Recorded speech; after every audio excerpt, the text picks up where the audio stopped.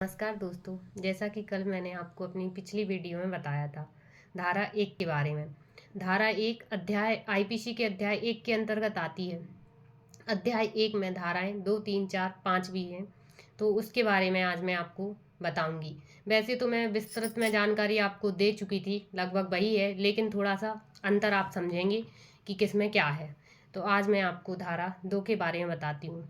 धारा 2 में ये है कि भारत की सीमा के अंदर कोई भी व्यक्ति हो, प्रधानमंत्री हो, राष्ट्रपति हो, विदेशी नागरिक हो या आम नागरिक हो, यदि वो भारत के अंदर कोई कृत्य करता है तो वो आईपीसी के तहत दंडित माना जाएगा। तो ये धारा 2 बताती है आपको। अब धारा 3 में ये कहा गया है कि भारत का कोई नागरिक यदि बाहर विदेश में जाकर कोई कृत्य करता है तो वो मतलब वहाँ वहाँ पर उसको मतलब उस कानून के तहत दोषी नहीं माना जाएगा। जैसे वहाँ कोई कृत्य किया है तो वो अपराध की श्रेणी में नहीं आता वहाँ पर। लेकिन यदि वह आईपीसी के तहत अपराध माना जाता है, भारतीय दंड संहिता के तहत, तो वो भारत आएगा तो उसको उस आईपीसी के तहत दंडित माना जाएगा। ये धारा 3 बताती है। अब मैं आपको धारा 4 के बारे में बताऊंगी।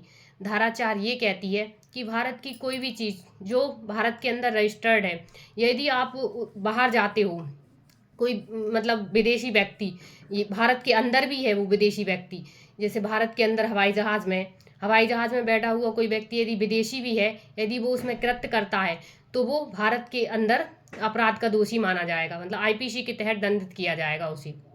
ये धारा 4 बताती है।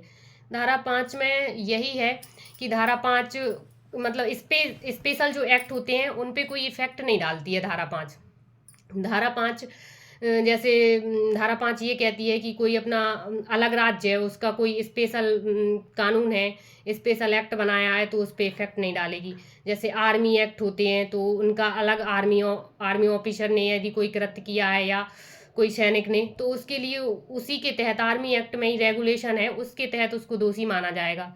जैसे पुलिस एक्ट होता है तो पुलिस एक्ट हमारा अलग से रेगुलेशन होता है। जैसे हमने कोई कृत्य किया है या कोई व्यक्ति पुलिस में रेगुलेशन होते हैं कि आपको ये नहीं करना है, तो यदि कोई पुलिस का व्यक्ति भगोड़ा घोषित हो गया तो उसको पुलिस एक्ट के तहत ही दोषी माना जाएगा, उस पर आईपीसी कोई प्रभाव नहीं डालेगी।